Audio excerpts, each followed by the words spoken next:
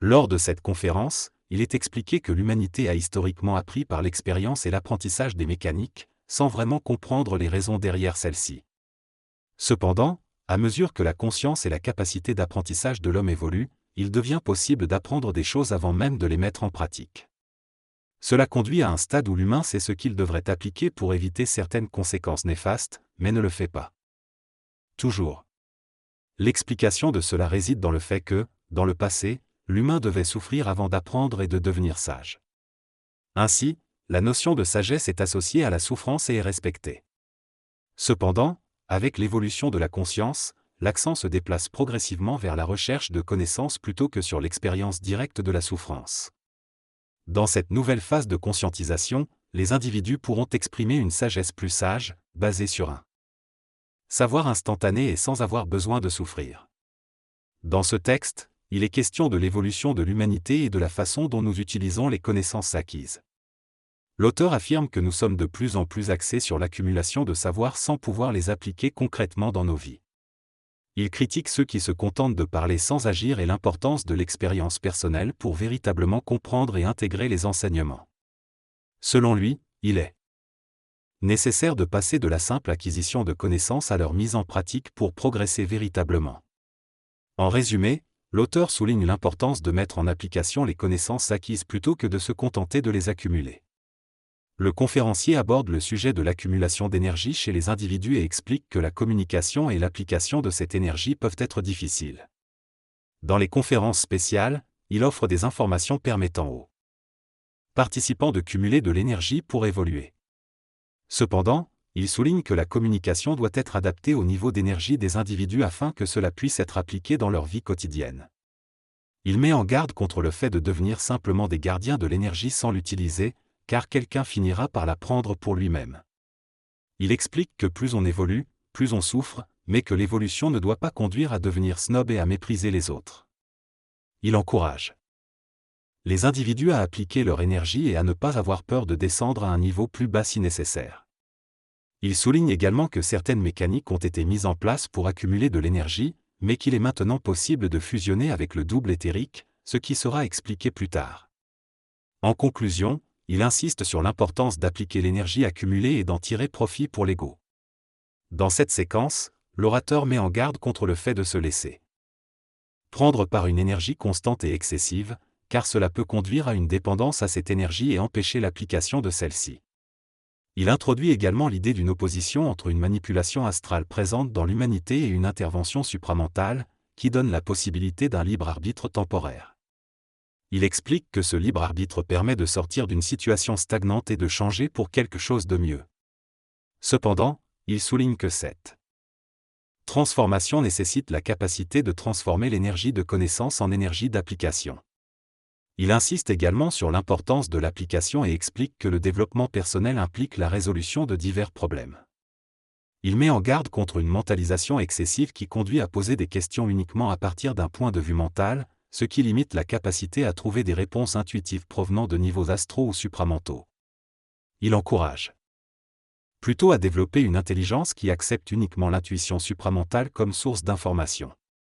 Enfin, il aborde la question de la construction d'une tour, qui symbolise le développement personnel. Il explique que le mental peut être enclin à remettre en question cette construction, mais que l'intelligence permet d'apporter des réponses pertinentes et d'aller de l'avant dans le processus d'évolution. Cependant, il souligne également que l'individu doit entrer en harmonie avec cette intelligence pour en tirer profit. Le texte suggère que rester uniquement dans la réponse mentale peut entraîner des problèmes tels que la dépression, le suicide et des dommages neuronaux réversibles. Le mental est décrit comme froid et sec, tandis que l'intelligence est présentée comme plus douce et contenant la réalité ou la vérité. L'intelligence ajuste l'information en fonction des différents aspects de l'individu, tels que le physique, le vital et l'astral. Cependant, le mental peut être incapable de décoder l'information ajustée et se limiter à sa propre perception. L'affection est présentée comme une caractéristique de l'intelligence supramentale, tandis que l'émotivité est associée à l'astral. Le texte souligne également l'importance de l'intelligence pour ajuster notre compréhension de la réalité et met en garde contre l'influence des jugements mentaux. Il suggère que le développement du mental peut aider à boucler les inhibitions, tandis que l'intelligence nécessite Une restructuration complète de notre évolution en tant qu'être humain. En conclusion, le passage met en avant la nécessité d'intégrer à la fois le mental et l'intelligence pour une compréhension plus complète du monde. L'évolution de l'humanité est comparée à la montée d'un escalier, où l'homme progresse par essais-erreurs, expériences et applications. Une fois atteint le premier palier, il doit bloquer tout moyen de redescendre. Pour cela, il développe la gestion des énergies vitales, en particulier l'énergie vitale, afin de garantir ses réincarnations futures. Cela entraîne une forte sexualité animale au sein de l'humanité. Cependant, certaines consciences commencent à évoluer à travers la sexualité et atteignent un niveau où l'humain doit souffrir d'une manière nouvelle. Il doit alors trouver de nouvelles techniques pour progresser, une nouvelle façon de voir les choses. La technique doit soutenir cette nouvelle vision. À un certain moment, l'être humain a tout expérimenté dans la sexualité et commence à envisager des aspects plus spirituels de la vie. Il peut également décider de réduire sa sexualité au profit de la richesse matérielle ou spirituelle. Des inhibitions sont implantées dans la conscience humaine, et l'homme commence à considérer le mariage comme une limitation de ses expériences sexuelles. Cela limite les possibilités de souffrance, car la sexualité n'est plus explorée avec autant de diversité. L'évolution de l'humanité a entraîné des inhibitions sexuelles qui ont progressivement limité la liberté sexuelle. La religion, l'éducation et la société ont contribué à ces inhibitions inconscientes. Les individus doivent désormais canaliser leurs problèmes vers d'autres domaines de leur vie. Cependant, cette inhibition peut parfois entraîner des normes restrictives, telles que la nécessité de rester en couple pour avoir une sexualité. L'inhibition sexuelle a évolué au point où les humains ont même perdu la capacité de faire l'amour dans le noir. Mécanique évolutive et inconsciente est propre à l'humanité inconsciente. Les individus sont devenus plus conscients de leur identité, même s'ils ne comprennent pas la mécanique évolutive qui les pousse à se soumettre à des lois et à des inhibitions. Ces lois et inhibitions sont progressivement devenues des pédagogies qui soutiennent l'inhibition sexuelle et créent des valeurs. En conséquence, les individus cherchent d'autres voies pour canaliser leur énergie et doivent regarder ailleurs pour trouver une satisfaction. Il est important de comprendre ce principe afin de travailler à la fusion et de reconsidérer les inhibitions de manière réfléchie. Dans ce texte, l'auteur exprime son point de vue sur la libération sexuelle et ses conséquences. Il souligne que la libération sexuelle a été souvent associée à la désinhibition sans réellement amener une évolution positive. Il explique que la vraie évolution se produit lorsque l'être humain transcende l'inhibition sexuelle et apprend à canaliser son énergie sexuelle de manière consciente. Il met également en avant le rôle des adultes intelligents et rayonnants dans le développement des enfants, soulignant que l'inhibition sexuelle est nécessaire pour atteindre une véritable intelligence. L'auteur conclut en expliquant que l'évolution implique souvent des obstacles et des difficultés, et que la société a encore beaucoup à apprendre en matière de sexualité. Selon cette argumentation, il est suggéré que la sexualité est une étape dans l'évolution humaine. Au fur et à mesure que les individus la vivent et la comprennent, ils finiront par ressentir une insatisfaction, car la sexualité ne répond pas à toutes les questions universelles. Cela entraînera une sorte d'inhibition de cette énergie sexuelle, qui marquera une transition vers une autre émission, celle de la matière. Les êtres humains chercheront alors la guerre et le pouvoir sur la matière, ce qui deviendra une sorte d'expression ou de canalisation de l'énergie sexuelle. La violence et d'autres activités, comme le sport, seront utilisées pour canaliser cette énergie. Cependant, avec le temps, l'inhibition matérielle entraînera une recherche de nouvelles formes d'énergie et de réalisation. On commencera à réaliser que l'argent ne mène pas au bonheur et que la pauvreté peut être considérée comme une libération de l'emprise de la matière. Ainsi, l'inhibition face à la matière deviendra un élément clé de l'ascension spirituelle. Les individus découvriront différentes facettes de la spiritualité, et l'homme humain sera capable de vivre plusieurs inhibitions en même temps, comme celle d'être individuel et naturel, ce qui le poussera à chercher le collectif, ainsi que des inhibitions face au temps et à la communication avec autrui. Ces inhibitions nouvelles seront des étapes dans le cheminement évolutif de l'humain. Dans la conscience évolutive de l'être humain, différentes inhibitions apparaissent progressivement. L'étape suivante est l'inhibition du système théologique, qui entrave la compréhension des mécanismes divins. Certains individus sont inhibés par la peur d'avancer trop rapidement dans leur quête spirituelle. Lorsque l'inhibition théologique atteint son apogée, l'individu cherche à placer son énergie dans d'autres domaines. Ainsi, il peut quitter la religion, mais reste souvent inhibé sur le plan matériel et sexuel.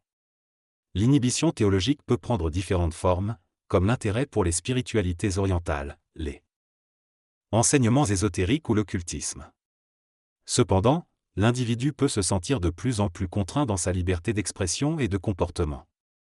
Finalement, il est confronté à une nouvelle inhibition, celle de la mentalisation, qui nécessite de se détacher de l'intuition et de se concentrer sur le mental. Cette étape peut être accompagnée de diverses inhibitions. Certains individus trouvent cela absurde et refusent l'inhibition, tandis que d'autres cherchent à développer leur intelligence de manière plus mesurée.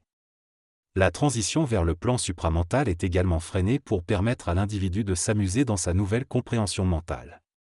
Le passage décrit l'idée que l'expression de l'amour, sous forme de gestes tels que les embrassades, peut être inhibée par le mental. Cela peut conduire à une focalisation excessive sur soi-même plutôt que sur les autres et à une certaine forme de solitude.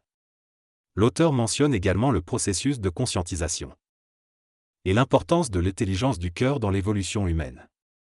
L'application de ce processus nécessite de surmonter les inhibitions et de laisser l'énergie circuler librement à travers soi.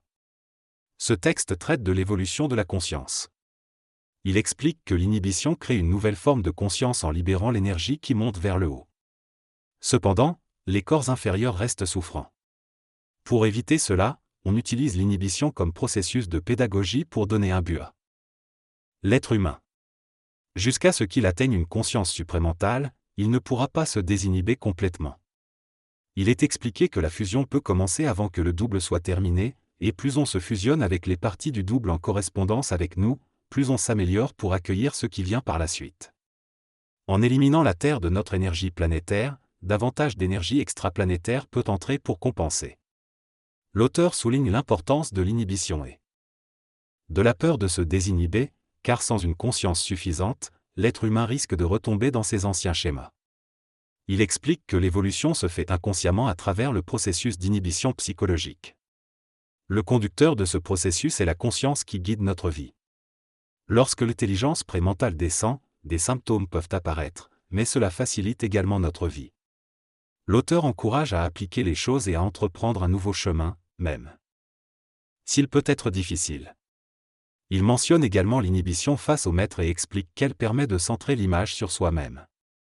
Le texte conclut en disant que la fusion est un processus qui demande à passer une certaine bosse, mais une fois cela franchi, cela devient plus facile. L'auteur souligne la peur de redescendre du mauvais côté après avoir atteint le sommet. Finalement, il explique que l'inhibition peut être présente mais que certaines activités comme la lecture de livres ou l'assistance à des conférences peuvent être moins problématiques et ne pas nécessiter une inhibition excessive.